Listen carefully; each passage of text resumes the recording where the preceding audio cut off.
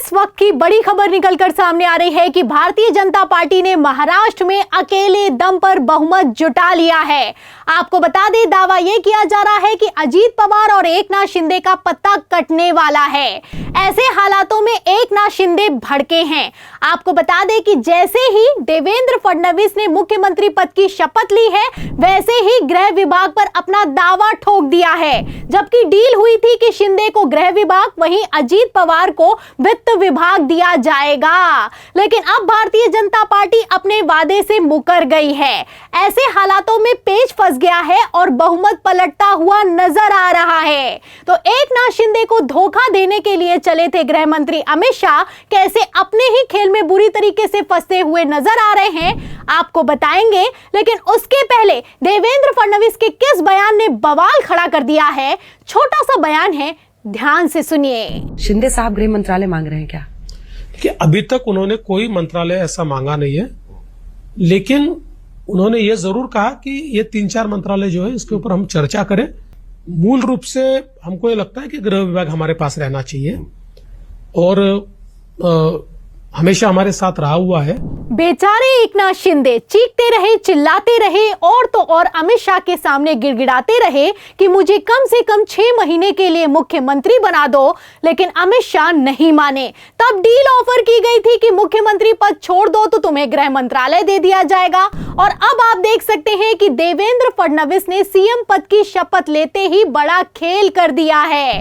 Interview के दौरान साफ कह दिया है कि अभी तक एकनाथ शिंदे ने किसी तरह का कोई पद नहीं मांगा है और तो और फडणवीस की तरफ से गृह विभाग पर अपना दावा भी ठोक दिया गया है। अब इसके बाद से पेच फंस गया है। आपको बता दें, पहले ही खबर निकलकर सामने आ गई थी कि गृह विभाग अगर एकनाथ शिंदे को नहीं मिला तो बड़ा खेला होने वाला है, एकनाथ शिंदे बड़ा फैसला लेंगे। अब वही कुछ होता हुआ नजर आ रहा है, क्योंकि अगर गृह विभाग की बात की जाए तो इसको लेकर जब 2019 में उद्धव ठाकरे मुख्यमंत्री बने थे, तब भी एकनाथ शिंदे ने जोर लगाया था। उस समय भी उद्धव ठाकरे ने एकनाथ शिंदे को गृह विभाग नहीं दिया। फिर बगावत हो गई, भारतीय जनता पार्टी के साथ एकनाथ शिंदे चले गए, लेकिन फिर भी उन्हें गृह विभाग नहीं मिला। गृह मंत्री बनने की एकनाथ शिंदे की परम इच्छा है, लेकिन इन सब के बावजूद बेचारे हर बार चूक जाते हैं। पहले मुख्यमंत्री थे तब गृह विभाग नहीं दिया गया, देवेंद्र फडणवीस के पास उप मुख्यमंत्री होने के बावजूद गृह विभाग बना रहा, और अब आप देख सकते हैं कि एकनाथ शिंदे जब उप मुख्यमंत्री बन गए हैं तो भी गृह विभाग नहीं मिलने वाला है। अब इसके बाद से बवाल खड़ा हो गया है।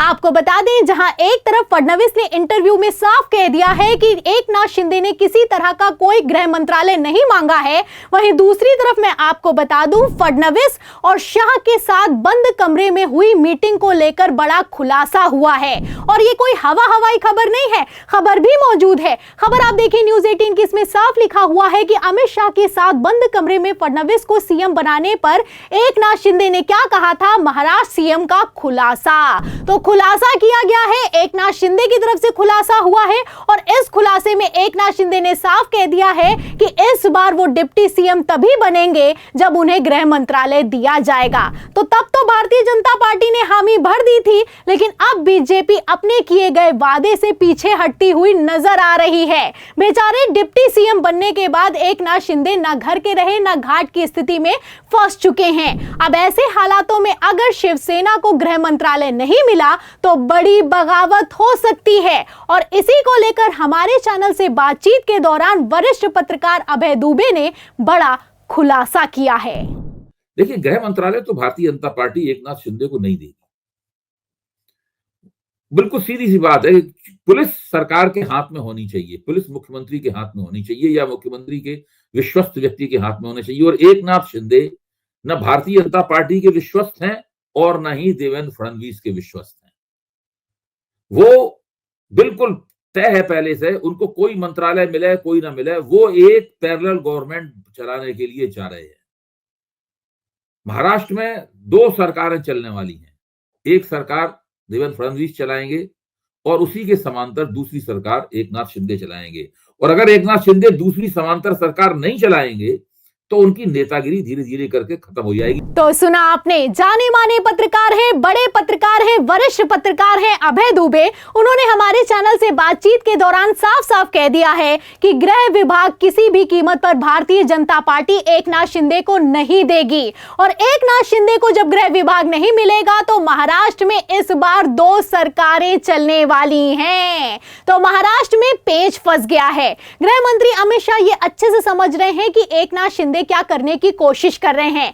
ऐसे हालातों में भारतीय जनता पार्टी महाराष्ट्र में अपने दम पर बहुमत जुटाने में जुटी हुई है, और खबर भी निकलकर सामने आई है कि 11 विधायक जो कि एनसीपी के हैं और शिवसेना के हैं, वो भारतीय जनता पार्टी में जल्द शामिल होने वाले हैं। अगर सीटों के गणित की बात की जाए तो वो भी मैं आपको फटाफट से बता देती हूं। महाराष्ट्र की अगर बात की जाए तो यहां पर टोटल विधानसभा सीटें होती हैं 288, बहुमत होता है 145 का। महायुति ने टोटल 236 सीटें जीती हैं, बीजेपी के पास 132 सीटें हैं, और शिवसेना के पास 57 है, और एनसीपी के पास 41 है। ऐसे में मैं आपको बता दूं, भारतीय जनता पार्टी को एक निर्दलीय ने सपोर्ट कर दिया है, तो टोटल सीटें बीजेपी के पास 133 हो गई हैं, और जरूरत है सिर्फ 12 विधायकों की। अब इन्हीं 12 विधायकों को लेकर फडणवीस ने बड़ा दावा किया है। फडणवीस का कहना है कि भारतीय जनता पार्टी के नेताओं ने एनसीपी और शिवसेना के टिकट पर चुनाव लड़ा था, अब वो विधायक बन चुके हैं।